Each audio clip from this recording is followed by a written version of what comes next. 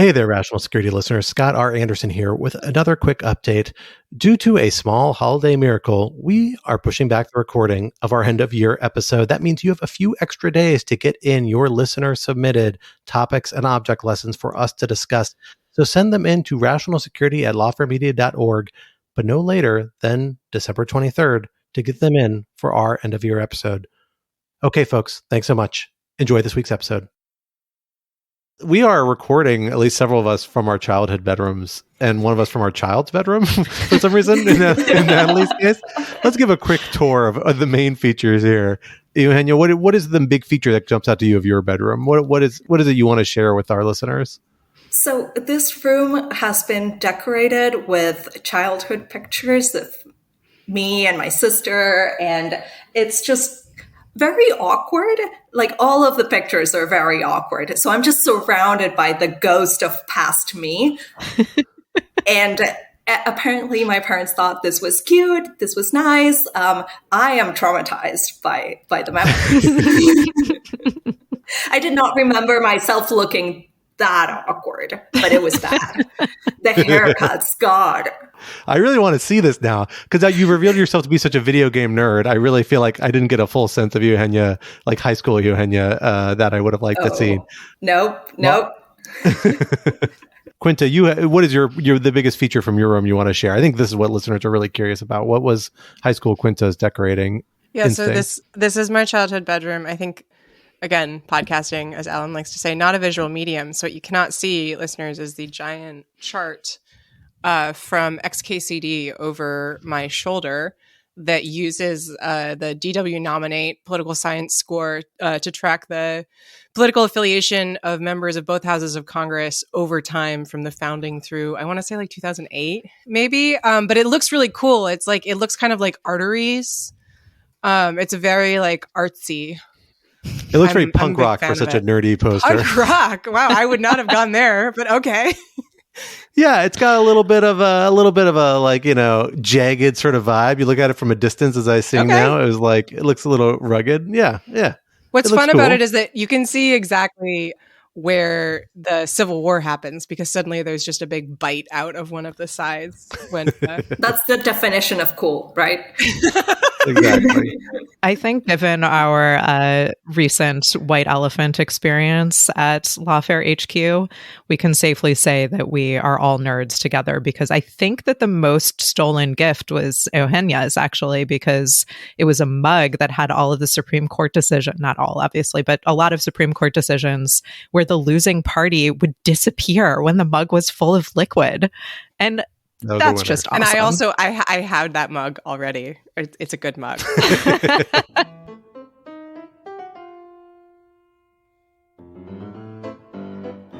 Hello, everyone, and welcome back to Rational Security. I am one of your regular co-hosts, Scott R. Anderson. Thrilled to be back in the virtual studio with my other co-host, Quinta Jurassic. Hello. And in lieu of our dearly departed, for the time being, not dead, don't worry, third co-host, Alan Rosenstein, we are thrilled to have with us two of our frequent guests from the Lawfare team, executive editor Natalie Orpett and cyber fellow Eugenia Lostri. Natalie, Eugenia, thank you for joining us again on this very special holiday edition, of Rational Security. Thanks for having me. Thanks for having me. It's great to be back. And this is indeed a very special holiday edition, because not only are we all scattered to the four winds, recording from various corners of the country as we've returned home for the holidays, but we had, as I laid down last night to a long winter's nap, having just donned my cap, there arose quite a clatter on the front lawn here in Washington, D.C., in the state of Colorado, I should say. Far from Washington, D.C. Far from Washington, D.C., but where I will be going myself for my own holidays shortly, is a decision come down that really threw our whole plans here for a bit of a loop. So we called an audible, and we'll be talking about this major legal decision, along with a couple of items that have really popped up here at the end of the week, at the end of the year, making this a big national security week as we enter into this last holiday run. For our first topic this week, Rocky Mountain, bye. That's a Shane Harris patented goodbye. For those who may not recognize it, Colorado Supreme Court has bid goodbye to former President Donald Trump's 2024 candidacy, for now at least, holding in a 4-3 ruling that he is disqualified as a candidate by virtue of Section 3 of the 14th Amendment. Will this ruling hold, and where will it go from here? Topic 2. Houthis to sea so rudely. A wop bop a loop bop, a wop bam boom. For the record, Benjamin Wittes baited me into giving away a lot of my better Houthis titles last week, where he made me go through a run of Paul Simon references. So this was the one I was left with, for better, for worse. Attacks by Yemen-based and Iran-backed Houthi rebels have led major shippers to avoid the Red Sea, dealing a serious blow to global commerce. The United States and a coalition of allies has announced a new maritime effort, the perhaps too aptly named Operation Prosperity Guardian, to keep trade flowing. What will this military operation look like, and what will it mean for regional stability and the global economy? And topic 3, not so Buenos Aires? ? I'm so sorry for that, Ian. Apologies on all fronts. Pronunciation, the name, everything combined. Argentina has a new president in the form of eccentric populist economist and literal dogfather Javier Milei. What does his election mean for the future of the country? We have a live dispatch from Buenos Aires to talk it over. It's a B+ effort, guys. That's all I can do. This is not my strong suit, is pronunciation, sadly. For our first topic, let me hand it over to me for my favorite type of transition. Because, of course, we had a big development happen late last night. We saw a 200-plus page opinion issued by the Colorado Supreme Court, upholding in part and overruling in part a district court opinion, or a trial court opinion, I should say, that had held that former President Trump had committed the act of insurrection, but was not disqualified from Section 3 of the 14th Amendment because Section 3 did not reach the office of the presidency.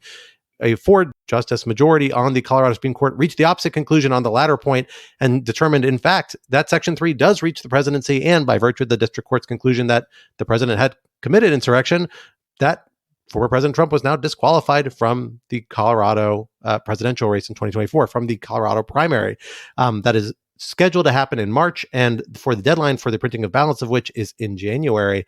But it left Trump's name on the ballot pending a presumptive appeal to the Supreme Court, which will finally resolve the matter, meaning this is really more about the long-term election, not necessarily what is going to happen in the soon-to-come primary. Quinta, let me start with you on this question. What jumped out to you about this ruling? What was notable about it? What does it tell us about where this issue set is headed? And what are the big takeaways for what seems like a pretty monumental decision, although mostly in part, I think, because it tees up what is going to be the real monumental decision, most likely, if that seems right to you. Well, I should put my cards on the table to begin with and say that, first off, the opinion and the 3 dissenting opinions are a collective 215 pages. And I read them at like 10 p.m. last night while just absolutely housing peppermint bark. So I have not had an opportunity to look through them super closely. It's hard to make sense of the law through the sugar haze that kicks in eventually after so much peppermint bark. Exactly. I understand. Exactly. So this concerns Section 3 of the 14th Amendment, the newly cool section of the 14th Amendment, which was passed after the Civil War. And I think the sort of very, very short and oversimplified version is that it is about barring people who had previously taken an oath to the United States and then engaged in insurrection from holding future office. That's complicated. There are a bunch of different moving pieces. The short version of what the Colorado Supreme Court ruled is that, first off, January 6th was an insurrection under the terms of the amendment. Second off, that Trump engaged in it. And also that the presidency is an office under the United States and the president is an officer under the United States, meaning that Trump is disqualified because of having previously been the president and then also disqualified from being president in the future. The trial court in Colorado had essentially said, yes, January 6th was an insurrection. Yes, Trump engaged in it, but the presidency is not an office and the president is not an officer, thereby meaning essentially Trump is not covered by this provision. The other really important aspect, which I want to make sure that I don't leave out, is that Section 3 is self-executing, meaning that it doesn't matter that there's not a explicit law that Congress passed or that, there's not a conviction of Trump for insurrection or anything like that. Given that this is on the books in the Constitution, that means that Colorado is able to implement it however it likes, and that the Colorado election law is such that Trump is barred from holding the presidency. Again, a lot of different moving pieces here. This will go to the Supreme Court. The Colorado Supreme Court is clearly aware of that. They stayed the ruling until January 4th. which is the deadline for ballot printing for the Colorado primary, and said that the ruling will continue to be stayed if Trump does petition for cert to the Supreme Court by that point. I think if you read through the majority opinion, it is very clear that the Colorado judges are writing for an audience of the conservative judges or justices on the Supreme Court. And I mean that in a couple of ways. One is that the opinion relies very heavily on a law review article by Will Bode and Michael Stokes Paulson, which makes a originalist argument that the 14th Amendment is self-executing and bars Trump from the presidency. This is an article that came out a few months ago and made quite a big splash because it sort of folks within the conservative legal movement arguing that Trump is barred from the presidency. I also just want to point out that law review article by Bowden Paulson thanks as one of its two primary sources a piece that we published in Lawfare. That's impact, folks. Good log rolling. Good log rolling, Natalie. Well played. I am the executive editor. As part of that, so the Colorado ruling also relies really heavily on original public meaning, which is a particular strain of originalism, to make the argument that this was an insurrection, that the presidency is an office, that the president is an officer, and that the 14th Amendment is self-executing. So it's kind of using a mode of constitutional analysis that will be appealing to many of the conservative justices. It also, Lawrence Hurley at NBC pointed out that it actually cites a opinion that Justice Gorsuch wrote when he was on the 10th Circuit Court of Appeals interpreting Colorado election law. So it struck me that the Colorado judges they obviously know that this is going to the Supreme Court, and they're writing with sort of conservative jurisprudence in mind, hoping that this will hold up. What will the Supreme Court do? I have absolutely no idea. My favorite suggestion from Rafi Melkonian, who's the dean of appellate Twitter, as he is called, is that the Supreme Court should, and I quote, just deny cert and be legends. That would create a lot of problems, but it would be extremely funny. I think that they're going to grant cert. Like, they have to. How they will handle the case, I truly have no idea. And I'm curious what your all's thoughts are, because this just strikes me as uncharted territory, frankly. I mean, and these are like my, peppermint bark addled initial thoughts. I haven't had time to go back and read the full ruling. We haven't even touched on the dissents. There is so much here. I definitely recommend that people go look at our lawfare coverage of the 14th Amendment, especially our colleague Roger Parloff's excellent reporting on the subject. But that's sort of where I am now. I have another advertising for Lawfare point on that, which is that our Lawfare's first article examining the 14th Amendment Section 3 disqualification provision was on January 19th, 2021. Called it, folks. We were all over it way before it was cool.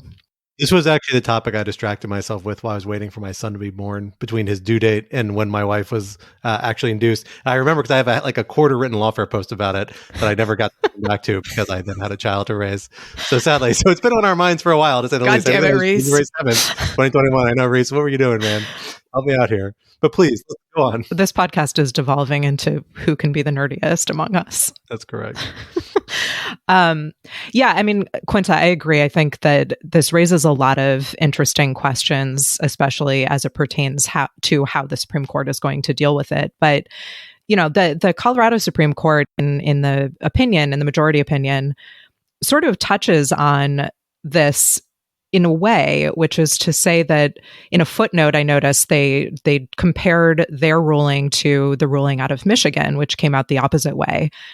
And they distinguished it very strongly on the point that Michigan's election law, unlike Colorado's election law, doesn't include the term qualified candidate, doesn't have a role for Michigan courts in determining the qualification of presidential primary candidates, and has limitations on the Michigan Secretary of State's responsibilities.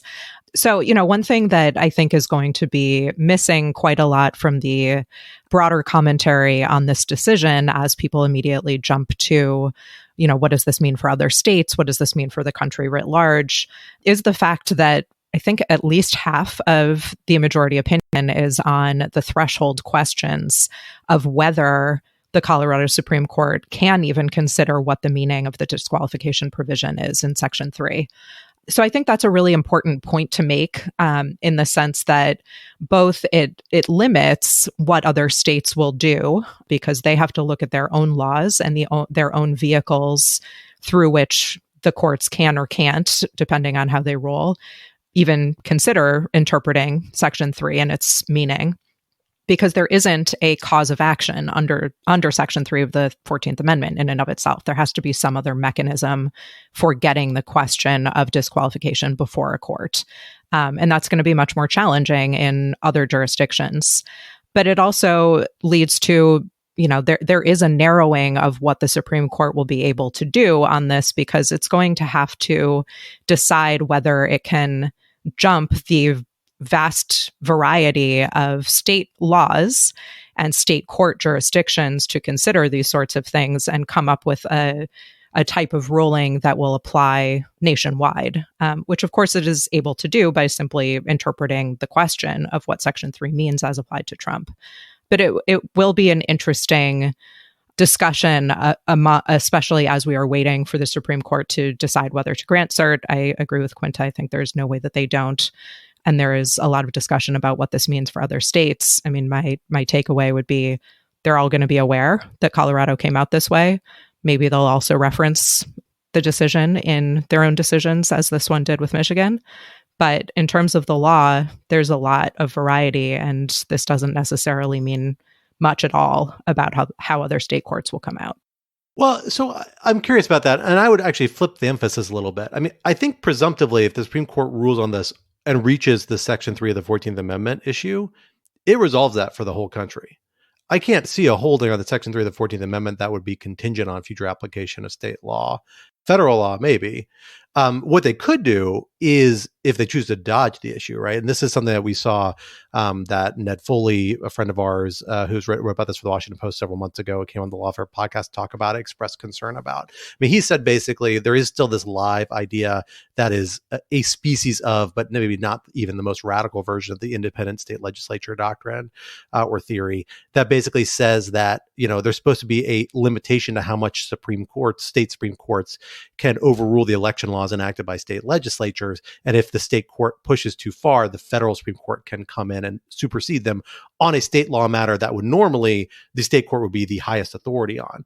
And so you could see that happening here, right? We saw 2 of the 3 dissenting justices hinge their opinion on an interpretation of the state law saying, but for 2 actually fairly different reasons, this state legal procedure can't reach this issue.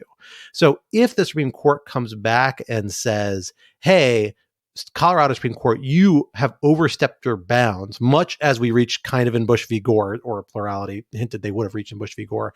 You have interpreted this in a way that too far departs from the intent of the state legislature in enacting this law. And I haven't dug deep enough into this law to think whether this is remotely credible or not, but this is the way the argument like this would work, I think. Then they could say, we're going to bump this back to you to determine and consider it with the actual correct interpretation of this law as the state legislature intended it. And then in that case, you are at the point where another avenue would have to be found to force the Section 3 14th Amendment issue to the Supreme Court to be resolved.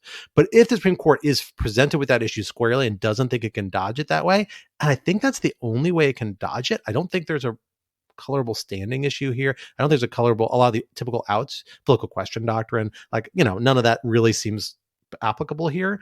This seems like the main out. And if they don't choose to take it or don't feel they can take it here, I think they actually do have to decide the issue in a way that applies to all the states. So I don't think the other state procedures will be a huge barrier. Yeah. So just to build on that, this is the argument that I was referencing that we were having earlier, although it sounds like we're actually on the same page. I think so.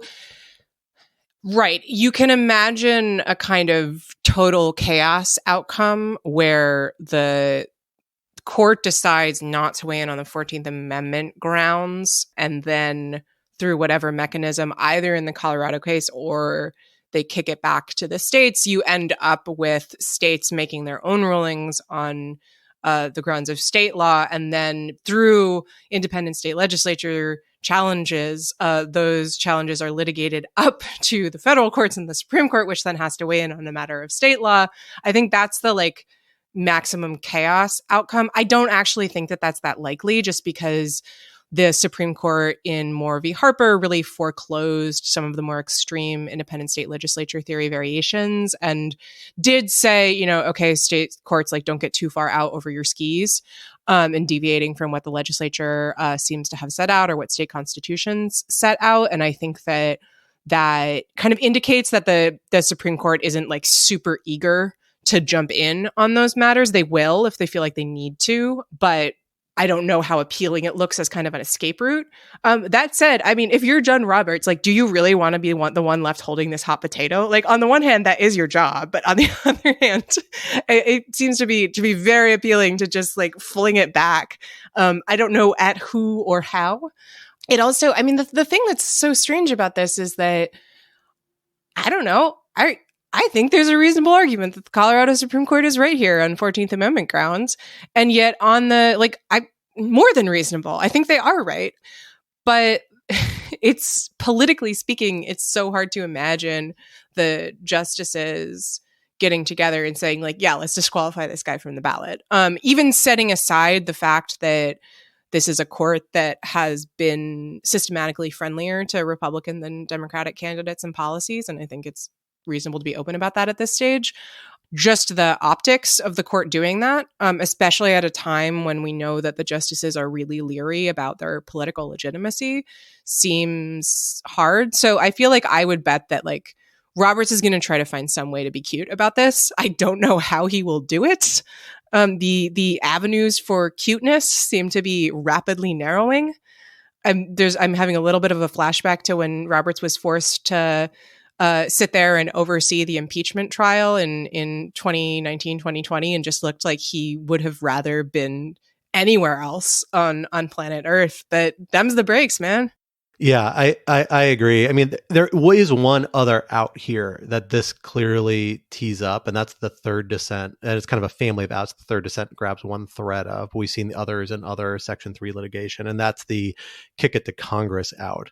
Words is that you interpret the in this case, the one justice interpreted Section 3 as not being self-executing, require Congress to execute. That's the position taken by Justice Salmon Chase in Griffin's case back in the 19th century, when this was coming up in other heated political post-Civil War context, although that decision was not a Supreme Court decision, he was sitting in a different capacity. So it's just, guidance here. It doesn't actually bind anyone. And the posture was quite different. And the posture was very different. Yeah, exactly. I mean, it's a very different case. There's a reason why a lot of people haven't found it persuasive, but what's persuasive depends on institutional context. And like the situation where the Supreme Court, a body that is concerned about the fact that its biggest, vulnerability, even for like very pro Supreme Court people, everybody acknowledges the fact that it's a democratic deficit, right? It's our least democratic branch of government in a lot of ways. The fact that they're asked to being stepped in with, to use a 150-year-old law to overrule potentially the results of 2024 elections, that's something that they're going to be very resistant to doing in ways that arguments that may not seem very persuasive on their plain face may become more persuasive. You want evidence of that? Like, look at the Supreme Court decision we just got. All 7 justices on the Colorado Supreme Court, they're all Democratic appointees. This is several justices are people who are probably not inclined to be super excited to see former President Trump on the ballot, but they still had trouble getting there. Now, 4 of them did. And again, I think it's a sign of both the fact these arguments have become more normalized by the Bowden-Pelson piece and a lot of other scholarship on this, although I do think that piece has been kind of like the biggest weight in that direction that we've seen recently. Because of its appeal to potentially the Supreme Court. But it's going to be a big step. I don't think it's impossible, but I also don't think people should kind of get their hopes up on the legal front that this is going to actually resolve former President Trump's candidacy one final way or the other.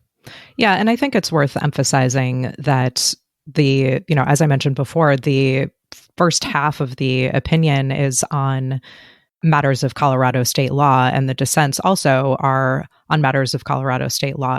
I believe all 3 are, or is one of them about the merits of the Section 3 interpretation? Only 2 are about Colorado state law. The third one, I think, is just about Section 3. And yeah, the fact that that dissent holds that it's not self-executing. Exactly. That's my although I may have missed something in there where they were referencing each other a little bit. They're pretty pithy dissents. They obviously were coordinating a little bit. Yeah. I mean, I think what's interesting, though, is that's worth emphasizing or at least saying explicitly is that no one is actually getting to dispute the question of whether January 6th constituted an insurrection. And actually, in the majority opinions discussion of it, they don't talk only about January 6th. They talk about the lead up to January 6th as part of an insurrection. But they actually, even the majority, dodges having to define insurrection. So, courts are finding ways to get around what I think most people are thinking of as what these decisions are about, which is courts weighing in on whether Donald Trump was responsible for engaging in an insurrection. There's just a lot of layers of law before even getting to that question, and courts are finding ways to not have to opine directly in a lot of occasions on whether Donald Trump engaged in insurrection. Well, in some ways, I think that's the most remarkable part about this is that so they could review that trial court decision, right? The trial court in this case did determine as a factual matter, he did do that. And it is a deferential standard. It's worth noting that's not uncommon. That's like typical. I don't know exactly how Colorado works at this, but it's clear from the opinion it's deferential standard, and in federal courts to be a fairly substantial deferential standard, right, to a factual finding of a trial court. But that doesn't mean it's irreversible. But nobody even tries to contest it. That's interesting. I kind of think we're going to see that same posture because I think the facts are really bad for former President Trump.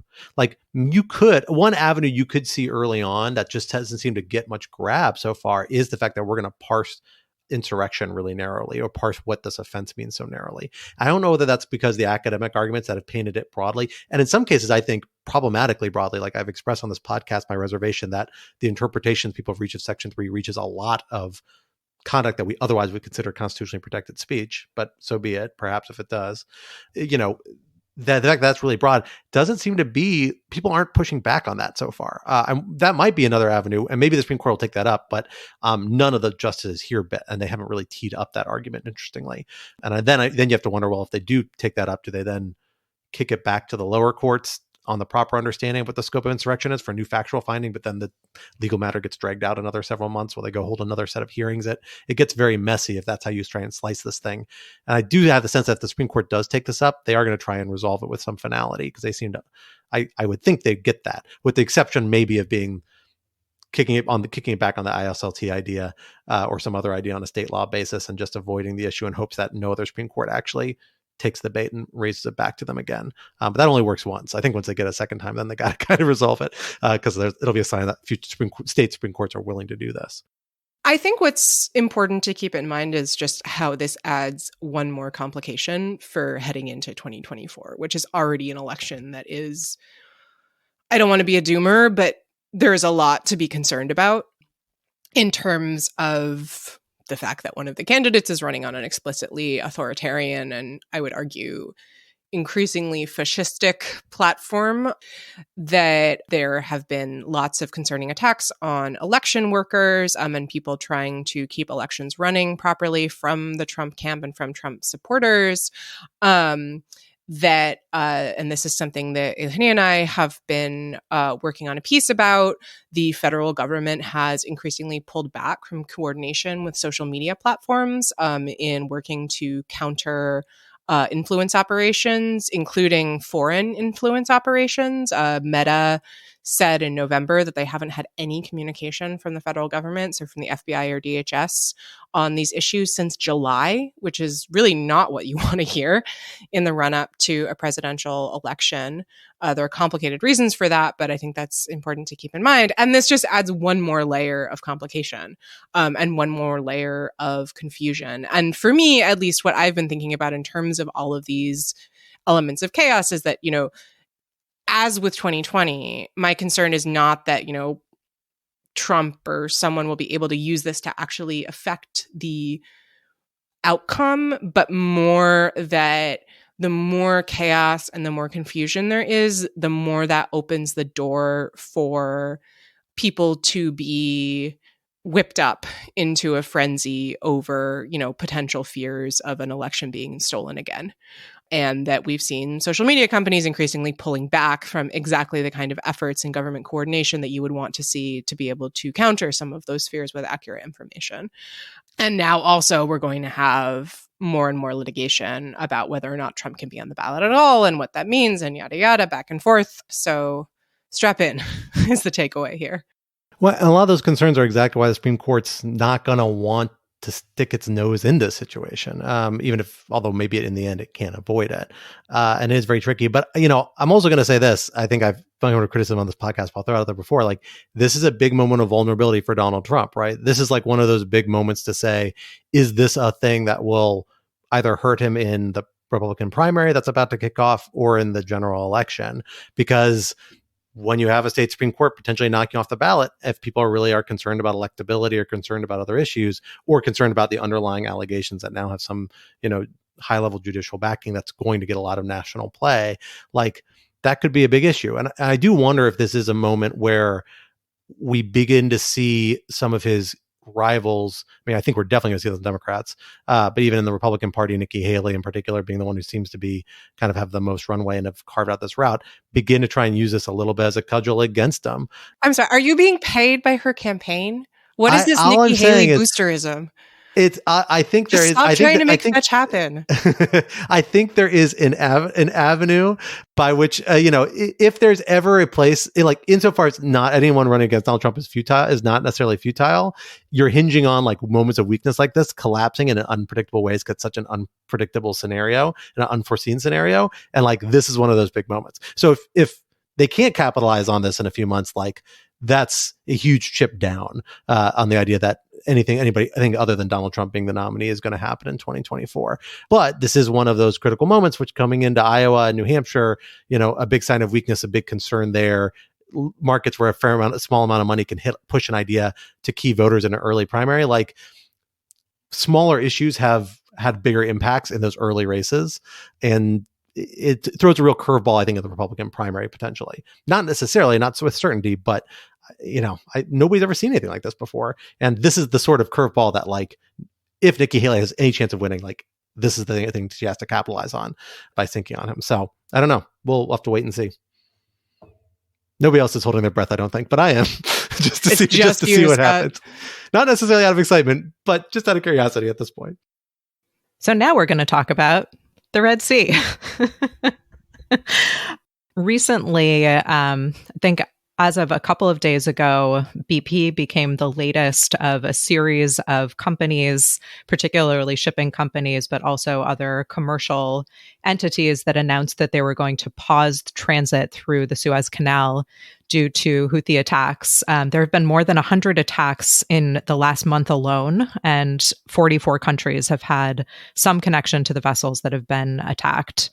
The Houthis are doing this, they say, as revenge against Israel for its actions in the ongoing war against Gaza. It's worth noting that they were engaging in these types of attacks before, but they have escalated quite a bit. Oil prices are already up. There are expectations that there are going to be significant supply chain problems as ships are having to reroute around the Cape of Good Hope in South Africa, which, needless to say, is much, much, much farther away. And there are going to be all sorts of complications with logistics and planning and rerouting. These types of things take a lot of work and a lot of time to plan in advance, given how long these trips take. So as Scott mentioned up top, on the 16th of this month, DoD announced a joint operation to protect commercial shipping, which I agree has a notable name, which is Operation Prosperity Guardian. It's a coalition with the UK, Bahrain, Canada, France, Italy, the Netherlands, Norway, the Seychelles, and Spain. So, Quinta, I want to turn to you first. Just as a general matter, there's a lot to talk about here, but what do you make of all of this?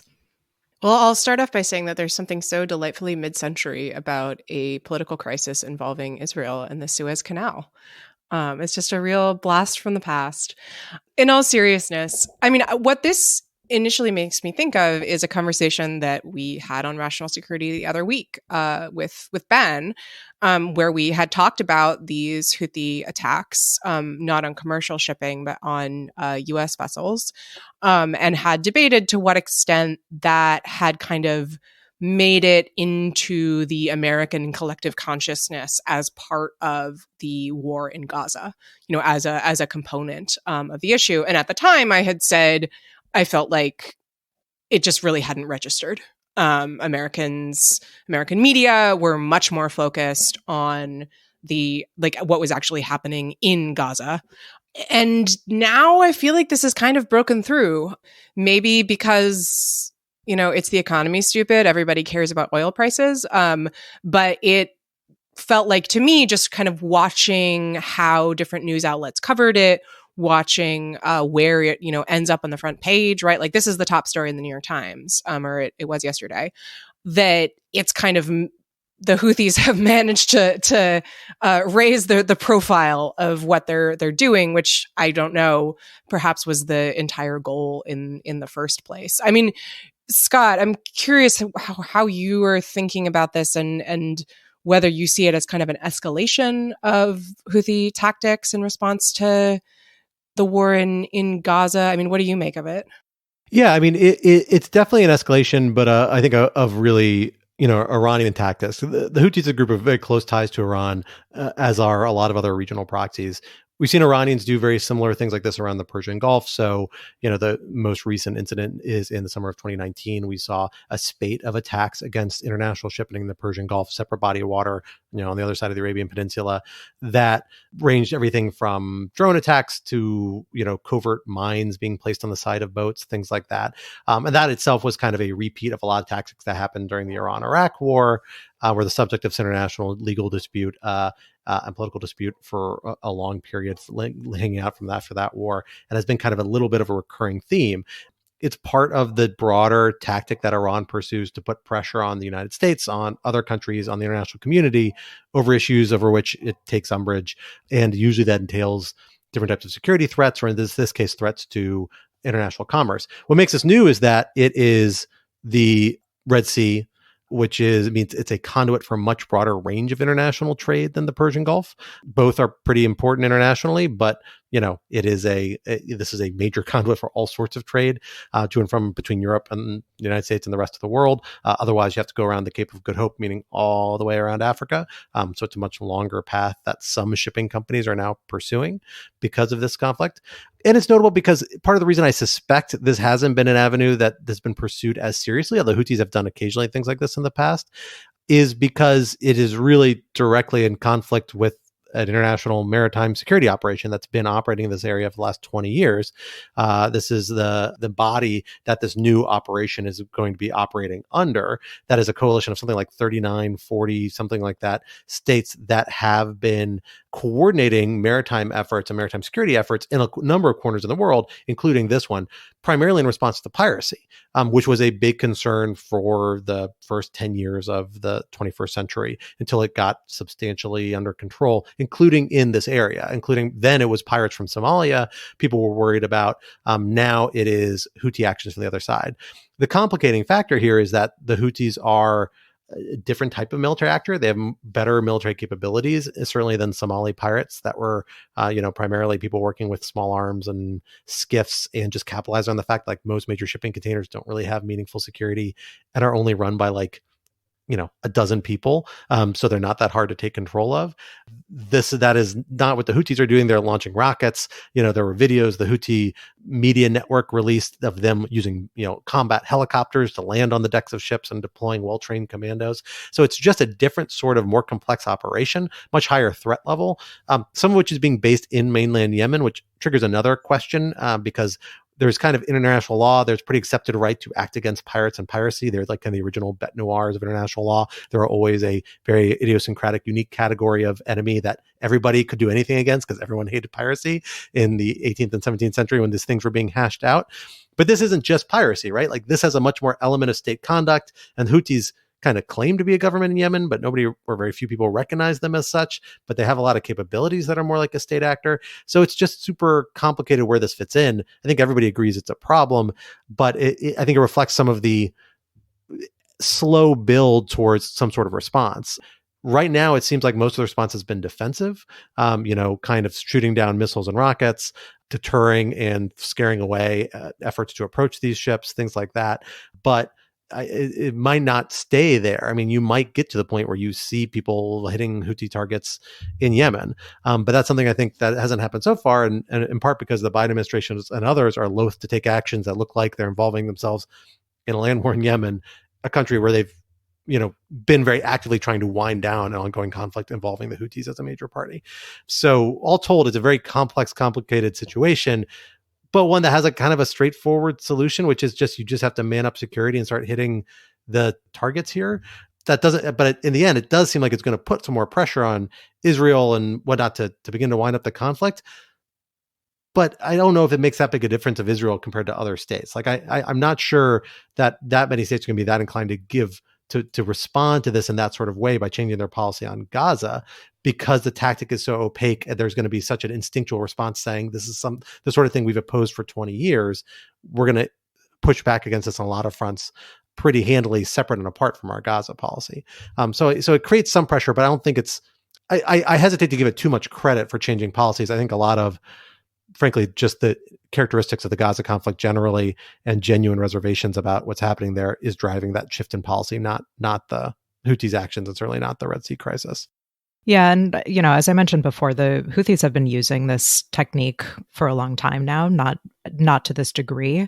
But I agree with you, Scott. I think that this is going to have limited impact in getting states to significantly change their policy with respect to Gaza. I think, the U.S. assessment is that the Houthis are being completely indiscriminate as to who they are targeting. So countries are experiencing this in a bunch of different contexts, which may or may not in their minds have direct correlation with Israel in terms of whether changing a policy would make any difference in whether their ships are going to be attacked.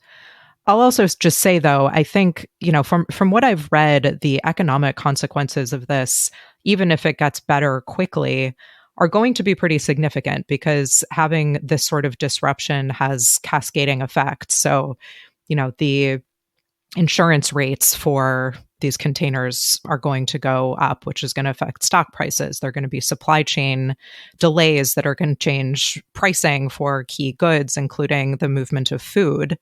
So this is something that we experienced during COVID, which was, a moment where suddenly everyone realized that, in fact, for goods and services to move around the world, you needed someone planning the logistics, and ships actually needed to move places. I do wonder whether there are any lessons learned from COVID such that supply chains are a little more resilient, but I have no idea. I would leave that analysis to people who are much more versed in these issues. But it is going to have an impact. So maybe that's another way in which awareness will increase to what's been going on in the Suez Canal. I want to talk a little bit about Operation Prosperity Guardian and who is a part of this amazingly named coalition. It surprised me that there is only one Arab nation that actually joined. We have Bahrain, and from what I've been reading, the citizens of Bahrain are already protesting or will protest their government's participation in the coalition. So I guess I was wondering, what is the implication of a lack of buy-in from other actors in the region, in the coalition? And does it mean something for its potential for deterrence or the prospect of an escalation? Yeah, I think it's a really sharp observation. And it's an interesting way to think about how they're framing this. So this is being framed as like an operation under Combined Task Force 153, which itself is a kind of sub-team, if you will, of the Combined Maritime Forces, which is this broader alliance that does maritime security, not just in kind of the Red Sea, but in a number of corners of the world. So the broader umbrella organization has participation from a number of Arab states: Egypt, Oman, UAE, I believe, I think Saudi Arabia as well. Yeah. So a lot of the Gulf states, a lot of the states are like kind of directly implicated here. And several of them are also involved in 153, the sub-task force that does specifically around the Persian Gulf. In fact, like the Egyptians were actually the commander of that task force, I think until like last year, the year before, relatively recently, although it's mostly been American commanders. The chart they have on the website about this is very hard to read. So maybe I'm misreading this, but this is what it seems to be telling me. Certainly it implies Egyptians have been involved at a high level recently. But I think it's telling that this special operation has that limited participation, and the Bahrain inclusion is kind of hard to avoid because all these forces are based out of Bahrain, right? So like if Bahrain's not involved, then like Bahrain's obviously involved. They have to be. If they were doing this and it didn't look like Bahrain was on board, Bahrain would face pressure to tell them, stop what you're doing. You're here as our guest. You don't have permission to do this. So, that's kind of an unavoidable consequence for Bahrain in hosting these sorts of activities. So I think it very well might be a sign that of the political sensitivity around this motion.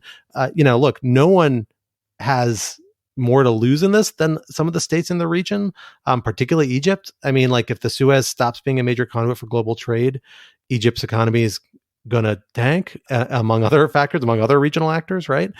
So it's really not good for them. I think they have every interest to see this addressed, but for the moment, they might be willing to see it handled primarily by other coalition partners, at least most directly and actively, and who have the most significant maritime assets able to handle a sophisticated rival like the Houthis that have substantial military capabilities are deploying here. So like a lot of these coalition partners, I suspect, might not easily be able to shoot down Houthi drones and rockets, but Americans can. I suspect Brits can, and a few of the other participating countries. So it might be one of these classic cases where, because of political sensitivities, it shapes how we talk about our coalition, but the actual states that have an interest in what's happening is a little broader and more complicated.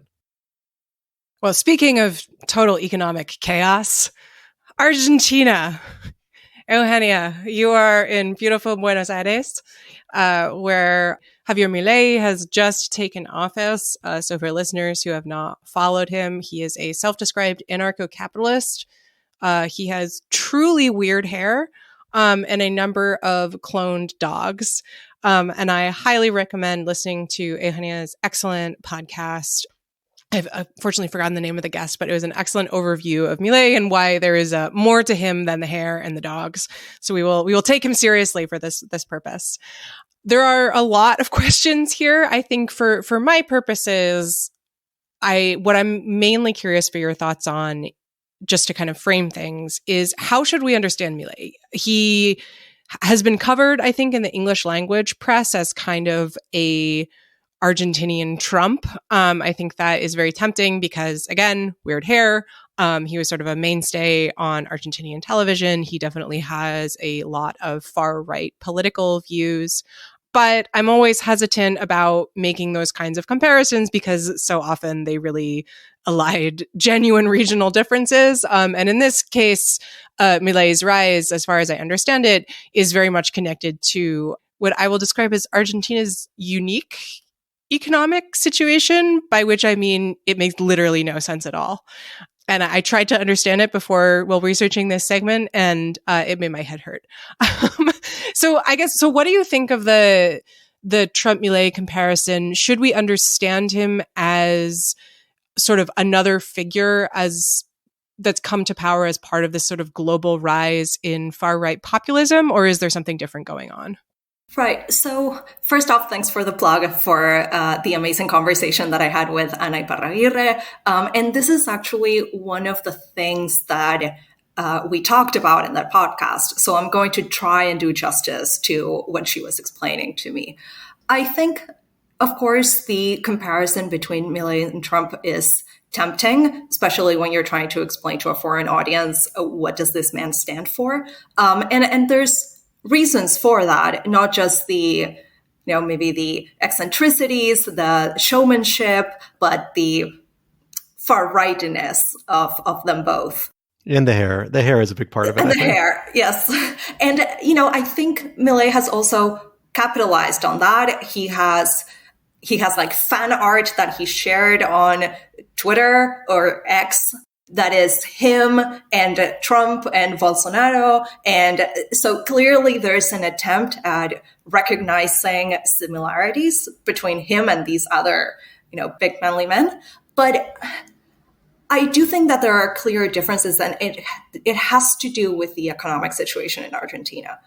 Milei, at his core, he's a libertarian, and his biggest proposals are economic, and he is advocating for a smaller role of government, for the reduction of government spending, and then just to, either dollarize the economy or shut down the central bank, all of these grandiose proposals. I think that libertarian leaning strikes me as very different from what Trump tries to focus his speech on. But you can correct me if I'm wrong there. It just seems like he's, of course, tailoring his speech, even if he relies on some of the same techniques. He's tailoring his speech to what the people in Argentina are focused on and are worried about, and that is very different. Now, is he part of the rise of the far right? Generally, I would actually love your thoughts on how you compare this compared to countries that you've been focused maybe more on democracy globally. But there seems to be some critical differences with others, even if he is a far right populist, although he would hate for me to say that because he tries to present himself as the solution to the left populism in Argentina. He is still a far right populist. I would feel comfortable saying that. But no, he's not a cookie cutter. If you understand this other far right leader, then you understand Milei. I don't think that's fair. Yeah, I mean, what it makes me think of is, right, so if you compare it to like Bolsonaro, for example, who went around calling himself the Trump of the tropics, which is just a hilarious thing to do. Right. It seems like Milei is very distinct in a number of ways, and that does come out of the very distinct Argentinian political and economic situation. I cannot emphasize how confusing this is also. Eugenia, back me up on this. I'm backing you up. I still don't get it. You just live it. You don't understand it. You live it. Yeah. And I want to say Milei does have a critical difference. He has the 5 clone dogs, which I know it's not all of it, but it is very unique. Yes, and Trump doesn't like dogs, so there you go. But I mean, No. I there was a America's Quarterly had sort of rundowns of like quick takes on Milei's election, and what I thought was actually interesting was they had a bit about what does this mean for Argentinian democracy, but it was actually from the other direction. It wasn't what does Milei's presidency mean for Argentinian democracy. It was, will Milei's opponents from the kind of Peronista coalition block him from taking office or engage in all kinds of other chicanery, which I feel like now we're like deep in Argentinian history. But the fact that Milei is coming to office opposing a political movement that itself has a very odd populist element. I mean, I will say I was talking with someone about Milei the other day, and they said that they'd been to Argentina and had a bunch of conversations about the legacy of Juan Perón. And it was very odd because you would talk to the communists about Perón and they would say, oh, he's a fascist. And then you would talk to the people on the far right about Perón and they would say, oh, he's a communist. So like everything is just completely upside down here. And I do feel like understanding Milei without that context is kind of flattening it in a way that's not helpful. But it does feel like there's certainly a populist. I guess I feel comfortable situating him as part of a general populist wave, although the particular undercurrents may be different. I kind of want to push back on that a little bit, maybe. By my understanding, I really want to hear what you want to hear on this, Eugenia, because in my mind, like the notable aspect of this moment of like global right-wing political movements is a weird constellation of social issues they kind of glom around, right? Like whether it's Trumpism, Bolsonaro, Putinism, Hungary, Poland, all these things that my understanding is that Milei doesn't lean into all of that whole bucket of issues. I understand he's like pro-life pretty aggressively. Maybe I'm mistracking this or misunderstanding this. But other than this, my understanding is he's pretty much fairly socially libertarian as well. Maybe that's because of like the difference of the political spectrum in Argentina. Maybe he's still on the right end of the political spectrum there. But like he doesn't seem to be leaning into those sorts of counter culture sort of moments that are a big part of that kind of global movement, of which there are definite connections between Orban, Putin, Trump, Bolsonaro, right? Like they go to conferences, they attend each other's events. Like there's definitely a relationship there. And he doesn't seem to be playing into that. I thought it was really notable, like, and this did get a lot of press in the United States, probably more than it deserved, but it was notable that, Milei, among other things, had a very warm embrace of Volodymyr Zelensky when he visited, right? And has been very vocal of support for Ukraine and ties to the United States, which would I think set him apart a little bit from some of those other efforts, and critical of Chinese, and I don't know about Russian ties, but of particularly Chinese ties, worried about over-reliance on China. Eugenia, so how does this fit on like the social issues? Like, is he really more of a libertarian and not a social conservative, or are there more ties there than I'm giving credit to? So my gut says that you're right. And I think that's just because his focus is on the economy. And that makes sense because the economy is, I would say, first on most people's minds here, right? Because what you're worried about is the 140% inflation. You're worried about the 40% of the population that is under the poverty line. So recognizing that the spectrum of positions on social issues in Argentina is different from how it would be in the US. He does have positions, he has articulated what his policies around access to health, access to education, social plans, which are a big item here. He has asked, I think in terms of abortion, he said that there would be a referendum because actually people don't want access to abortion. But I don't think those things are what he really cares about. And really what he cares about, access to education or healthcare, he's worried about the economic implications of that. And so it's not because he's trying to corral people into a position of, I don't know, I'm a man and this is my role in the world and women should stay home. It's because he's just talking about the economy. I don't think he feels necessarily as passionate about the other social issues. And I think that's a difference with the other maybe far right trends, which I would say, I think also focus a lot on the challenges of immigration. And I haven't seen that as part of the discourse here. There isn't this is the Argentinian identity that we need to protect, and everyone out there is trying to come out and get us. Yeah, I wanted to come back quickly to the economy aspect of things, not because, Quinta, I have a magical explanation for the Argentinian economy. I do not. But as I was reading about some of Milei's proposals, I saw that he's suggesting that he wants to engage in, I think his wording for it, although it was translated, so who knows, was shock adjustment. So I was having flashbacks to my undergraduate studies in development. And to me, that's alarming because shock therapy especially in the 1990s led to such disastrous results. There was a study, I was just looking things up to remind myself of my previous knowledge of these topics. There was a study that the Lancet did in 2009, really, really comprehensive study looking at rapid privatization in the former Soviet Union after the fall of the Soviet Union. And they looked at the rates and speed of privatization. And there was a surge in excess mortality of 13%. So that was, and then the UN estimated that there were 3 million avoidable deaths in the former Soviet Union in the early 1990s. There was this dramatic decrease to life expectancy within a couple of years of the fall of the Soviet Union. There were, including among working-aged men in countries like Russia, a 42% decrease in life expectancy. I mean, it was really, really dramatic. And there were just enormous increases to the Gini coefficient, which is a measure of social inequality.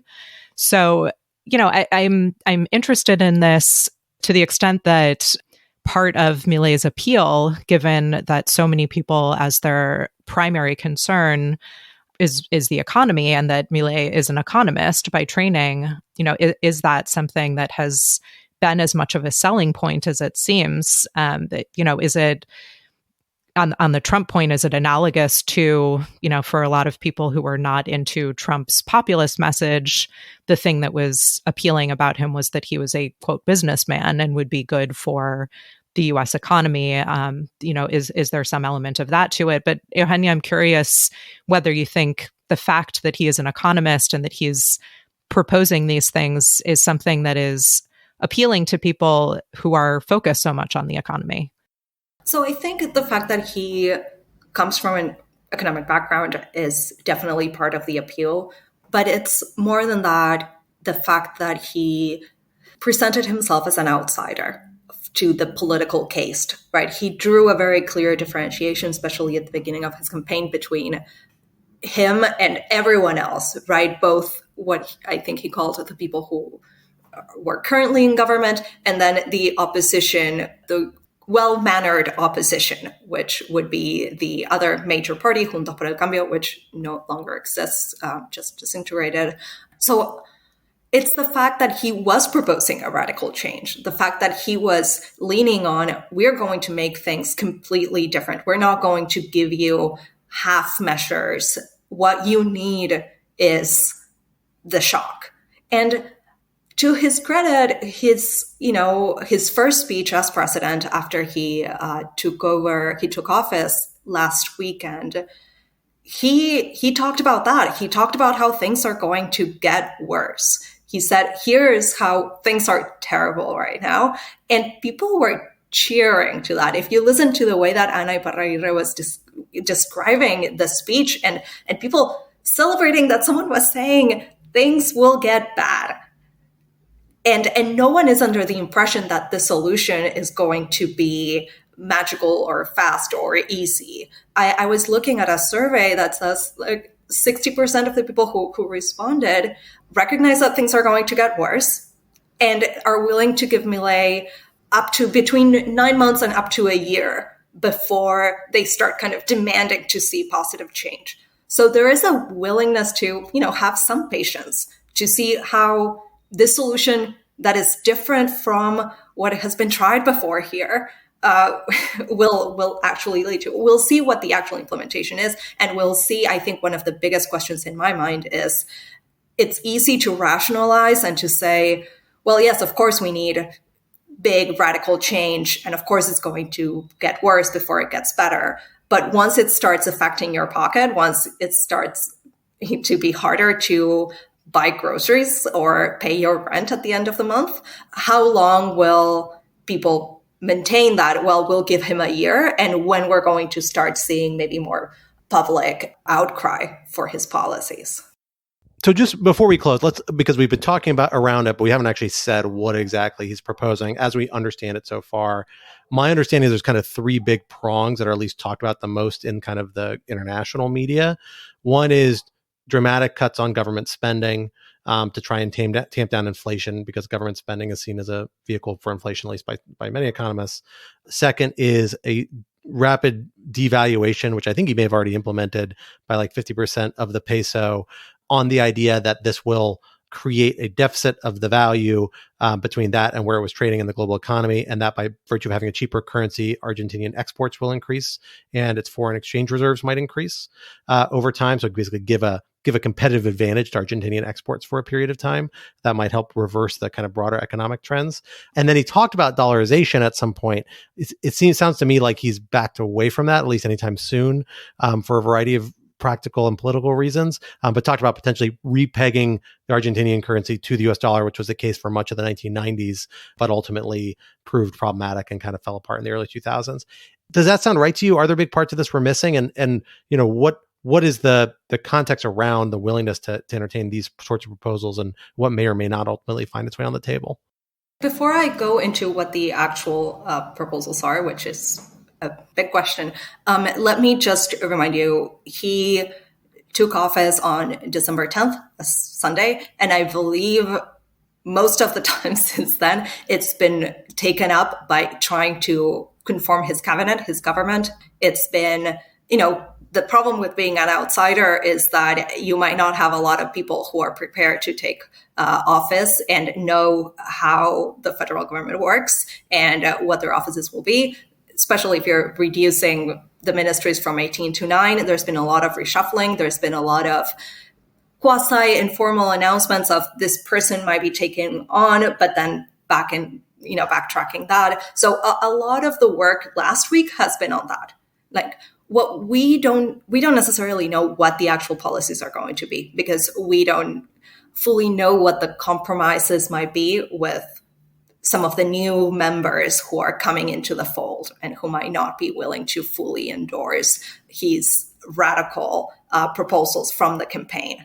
So uncertainty is a big item. What we do know today at the time of recording, so Wednesday, we know that tonight he's going to be introducing a massive decree of necessity and urgency that is supposed to outline measures for economic deregulation, reduction in government spending, and changes to the labor market. So we don't know what those policies are actually going to be, but they're coming. So we'll actually have more information tomorrow about what is actually being put forth and in which areas he's actually moving forward with his promises from the campaign and where he's maybe backtracking a little bit. You mentioned, Scott, dollarization. I think that you're right. I don't think he's talking about dollarization in the way that he was talking about it during the campaign, and instead focusing a little bit more on the devaluation of the peso and cutting government spending. Well, folks, we are out of time today and out of time in 2023, except for our special end of year episode, which is coming next week. But for our regular episodes this year, we are out of time. But this would, of course, not be Rational Security if we did not leave you with some object lessons to ponder over headed into this holiday weekend. Quinta, what do you have for us this week? I have been rereading the wonderful Jennifer Egan novel, A Visit from the Goon Squad, which won the Pulitzer in 2011. So this is not like a deep cut or anything. Because I have also been meaning to read her new novel that came out in 2022, The Candy House, which is in some ways kind of a sequel to A Visit from the Goon Squad. It turns out, Visit from the Goon Squad, great book. Really enjoyed it. I tend not to like the kinds of novels that are like a network of characters interacts with one another over many years, showing the nature of human connection, blah, blah, blah, whatever. But Egan is such a great writer that she pulls it off. And I think her prose is really crisp and evocative without being showy. Which is something that as a recovering creative writing minor in college, I always just look at and think, wow, how did she do that?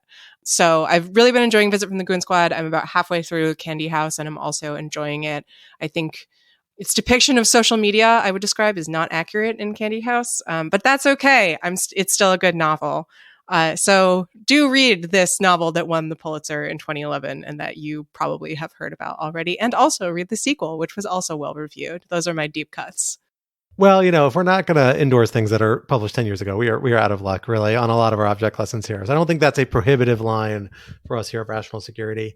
For my object lesson, I received a request from not one but two listeners the last few weeks to have some sort of holiday cocktail drink, which I've done regularly the last 2 years. I'm kind of out of fresh ideas, in part because I've been taking a little bit of a break from heavy drinking, in part because I've had the stomach flu for the last little bit of a stretch here. But I do have one thing that I thought I will break out, which is a mulled wine recipe of sorts. Recipes overstating it. Just the concept of mulled wine, I'm just going to go ahead and give an endorsement to. It's wonderful. It makes your house smell great. It's delicious. I will say my personal recipe of preference that I will throw out there is to have 2 bottles-ish of sweeter wine. Relatively cheap is fine. A bottle of relatively cheap port, 1, so 2 to 1 sweet wine to port. A whole cup of a brandy, like half a cup of brown sugar, demerara sugar preferably, a bunch of other herbs and spices. But the key point, in addition to slices of fruit, I gotta say, this is the thing people leave out that's very important, is star anise. You need at least 1 big star anise, preferably 2 in there. It gives a little bit of that licoricey flavor. It's pretty amazing. So that's my recipe. I will put it in Twitter. Apps, right? I'll put it in X to be available for folks for your holiday season, but give it a try. It's holiday season. I strongly endorse it. I like Williams and Sonoma's mulling spices. I think delightful. My mother gives me a can every year, so I'm ready for the next holiday. So, but really any mulling spices will do. That will have to stand in for my cocktail of the year, but I think a little low alcohol option is a solid one sometimes. Natalie, what do you have for us for object lessons this week? I first have a note that just Jennifer Egan, absolutely. I remember many years ago, I was reading an article in the New York Times that was about children of the opioid epidemic. And I just stopped and I was like, this is so beautifully written. And I looked at the byline and it was Jennifer Egan. So novelist writing articles in the New York Times. Anyway, my object lesson for this week is the movie Rustin, which is the story of Bayard Rustin, who's a civil rights activist and someone who should be much, much, much more well-known than he is. He was crucial in the planning of the March on Washington in 1963.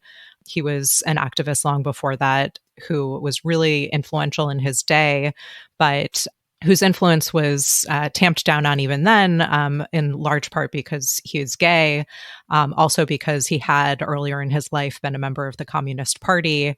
And so some of the leaders of the civil rights movement were concerned about putting him too front and center in the public eye. But within the movement, he was exceptionally well known. He really is, I think it's fair to say, one of the real architects of the March on Washington, in the sense that he was the one who put it together. He spoke there, but he really planned the logistics. He worked with a team to get the word out, to get people to actually attend. There was a long time where this march was being planned, where there was a question about how you were going to get enough people to the mall to actually attend this event. And by the time they were done with it, there were 250,000 people there. So it's a really interesting story. There have been a couple of books about him recently as well. There's an article in the New Yorker that sort of compiles what's come out recently, including this movie. I just think it's wonderful that he's having a moment, much belated as it is, of recognition for his work. As a side note, it gives me a little hope that maybe in another 30 years, we'll get some stories of all of the women of the civil rights movement who are also unsung heroes, especially insofar as the people who do the nitty-gritty logistics and make these things actually work are not the ones who are famous and sometimes don't get the credit they deserve. But it's an interesting story. Like I said, I'm glad he's getting his moment. And so I would recommend it to everyone. I will just say I saw that being filmed in DC, which was very cool. Cool. All right. Well, Eugenia, what do you have to bring us home? I'm excited about this one. What do you have to share with us this week? I do have to say before I reveal what my object lesson is, that one of the things that I was not expecting out of participating in Rational Security was developing this relationship with some of the lovely audience members who keep sending me game recommendations after every episode. Please keep it up. I love it. So this is a series. It's not one game.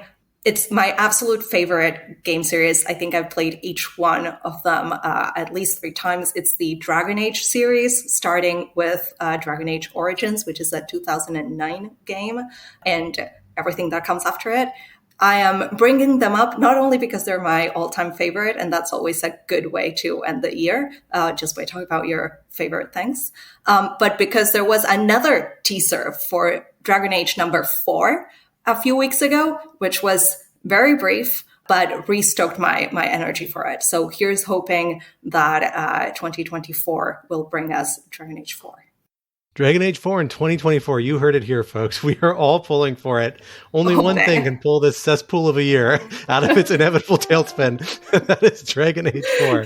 But we are excited about it. Well, folks, that brings us to the end of this week's episode. Rational Security is, of course, a production of Lawfare, so be sure to visit us at lawfaremedia.org for our show page, for links to past episodes, for our written work and the written work of other Lawfare contributors, and for information on Lawfare's other podcast series. While you're at it, be sure to follow us on Twitter or X at RATL Security, and be sure to leave a rating or review wherever you might be listening. And sign up to become a material supporter of Lawfare on Patreon for an ad-free version of this podcast and other special benefits. For more information, visit lawfaremedia.org/support. Our audio engineer and producer this week was Noam Osband of Goat Rodeo, and our music, as always, was performed by Sophia Yan. We are once again edited by the wonderful Jen Patja Howell. On behalf of my co-host Quinta and our special guests, Natalie and Eugenia, I am Scott R. Anderson. We will talk to you the week after next week, because we have our special episode next week, and then we will be gone. But until then, regardless of when it comes next, until 2024, we bid you goodbye.